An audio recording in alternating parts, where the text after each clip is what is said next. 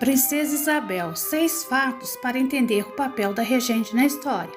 A filha de Dom Pedro II é conhecida historicamente por ter assinado a Lei Áurea, que pôs fim à escravidão no Brasil. Conheça sua conturbada trajetória política. Isabel Cristina Leopoldina Augusta Micaela Gabriela Rafaela Gonzaga de Bourbon e Bragança, ou simplesmente a Princesa Isabel, foi a segunda filha de Dom Pedro II, nascida no Rio de Janeiro em 29 de julho de 1846. Tornou-se sucessora da corte em 1950, após a morte de seus 2 irmãos homens. Foi a terceira mulher a ser chefe do Estado no país, ocupando o cargo de regente 3 vezes. Na última, em 1888, entrou para a história por ter assinado a Lei Áurea, colocando fim oficial à escravidão do Brasil. Após a proclamação da República, Isabel se exilou na França, onde viveu seus últimos 30 anos de vida ao lado do marido. Morreu em 14 de novembro de 1921, aos 75 anos, debilitada pela idade. Vamos conhecer alguns fatos sobre a vida de Isabel. Herdeira ao trono, Isabel se tornou sucessora oficial do trono do Império após a morte de seus 2 irmãos homens, Afonso Pedro, em 1847, e Pedro Afonso, em 1850.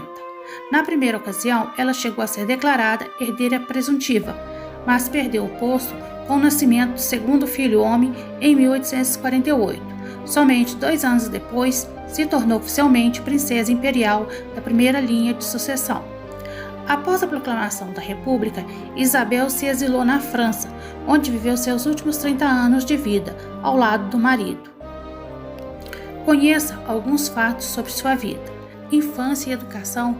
Na condição de filha do imperador e sucessora do trono, Isabel teve uma educação completa e rígida. Vivia praticamente reclusa no Paço São Cristóvão, Palácio Imperial, no Rio de Janeiro. Aos 10 anos, teve Luísa Margarida de Barros, a Condessa de Barral, como sua tutora. Ao longo da infância e da adolescência, aprendeu sobre astronomia, química, geografia, desenho, dança, piano, economia, geografia e foi alfabetizada também em francês. Mas sendo a sucessora, porém, teve pouco contato com o dia a dia da política durante sua formação intelectual. O casamento. Como é de praxe na dinastia, o casamento da princesa Isabel foi arranjado pelo pai. Em busca de reforçar laços franceses, Dom Pedro II procurou o príncipe Duque de Penthièvre, membro da Casa de Orleans, neto de Luís Filipe I, rei da França. No entanto, o pai do Duque Francisco, o príncipe de Joinville, recusou a proposta e indicou outros nomes, entre eles o sobrinho, Gastão o Conde. O casamento foi celebrado em 15 de outubro de 1864. Resultou em 4 filhos: Luísa, Vitória, Pedro, Luís e Antônio. Embora tenha sido arranjado, há registros históricos, como correspondências, que mostram que Isabel nutriu uma verdadeira paixão pelo marido. A regência. A princesa Isabel foi a terceira mulher da história a ocupar o cargo de chefe de Estado no Brasil, mas nunca de maneira definitiva. Exerceu por 3 vezes o cargo de regente durante as ausências do pai. Na primeira, em 1871, coube a ela homologar a Lei do Ventre Livre, um dos primeiros passos rumo ao fim da escravidão.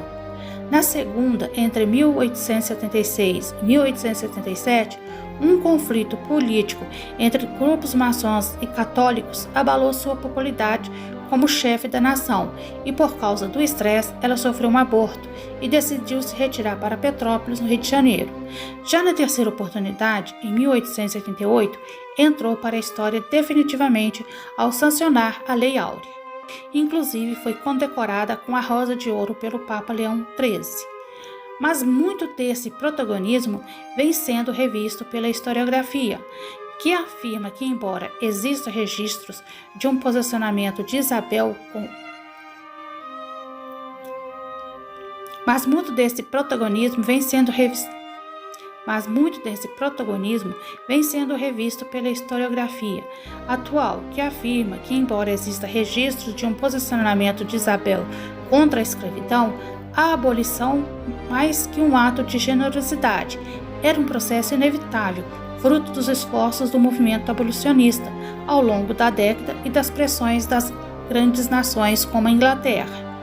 Fuga. O declínio veio para a princesa antes que ela pudesse assumir de fato o trono que havia herdado do pai. Foi expulsa do país após a proclamação da República em 15 de novembro de 1889. Inclusive, o fato dela ser mulher se tornou a baixa popularidade política e ao fim da escravidão como motivos que impulsionaram militares a conspirar para depor a corte.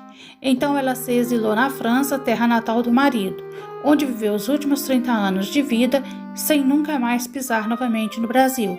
Morreu em 14 de novembro de 1921, aos 75 anos, de causas naturais.